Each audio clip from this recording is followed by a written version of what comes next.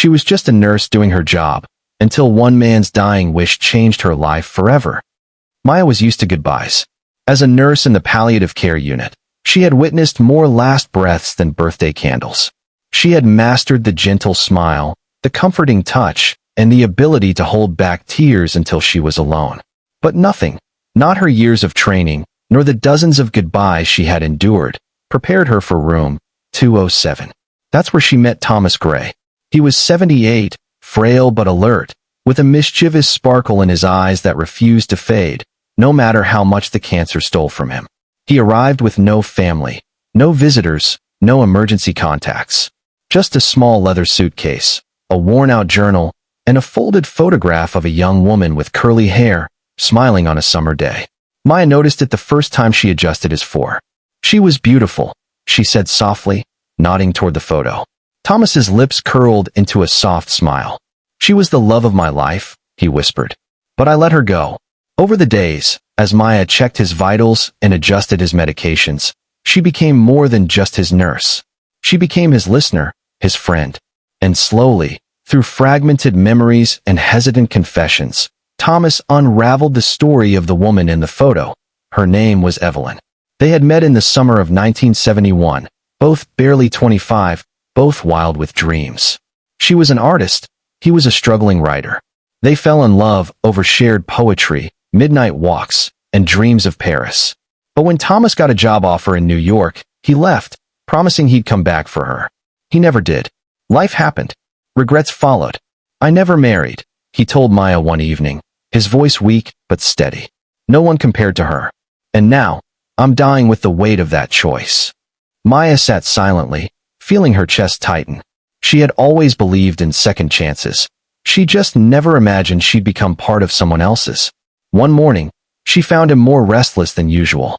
His hands trembled as he reached into the suitcase and pulled out a small, sealed envelope addressed, "To Evelyn, if fate allows. I wrote this 40 years ago. Never had the courage to send it," he said. "But if I could just know if she's okay. If she forgave me." His voice broke. Maya looked into his eyes, and in that moment, she wasn't just a nurse. She was the only person in the world who could give him peace. "I'll find her," she promised. Thomas chuckled softly. "That's a young woman's dream, Maya." But she meant it. That night, after her shift, Maya sat in her car with the letter in her hand and tears in her eyes. Something inside her refused to let go of Thomas's pain. She began her search, starting with the return address on the envelope. Days turned into a week. She called old city records, searched Facebook, sent emails to local art galleries that once showcased Evelyn's work. Nothing. Back at the hospital, Thomas grew weaker. But every time she entered the room, he'd ask, "Any luck?" And she'd answer with the same determined smile. "I'm not giving up." Then, one Tuesday morning, her phone rang. An elderly woman named Claire, Evelyn's niece, had received Maya's message.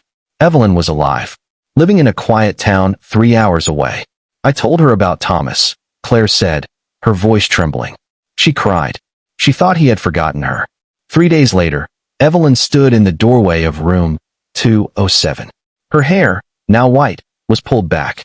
Her eyes scanned the room until they found Thomas, pale and nearly unconscious.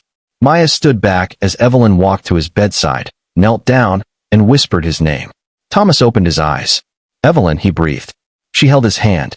"You were the only one I ever painted after," she said through tears. "I never stopped loving you."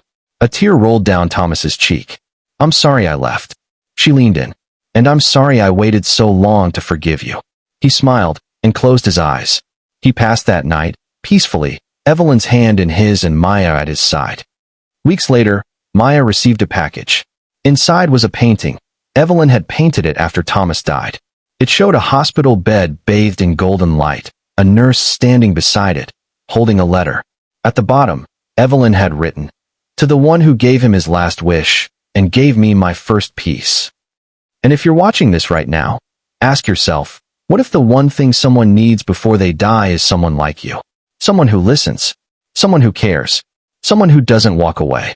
Broken heart if this story moved you. Don't forget to like the video, share it with someone who believes in second chances, and subscribe to True Ember Stories for more emotional journeys that restore your faith in humanity. Herb.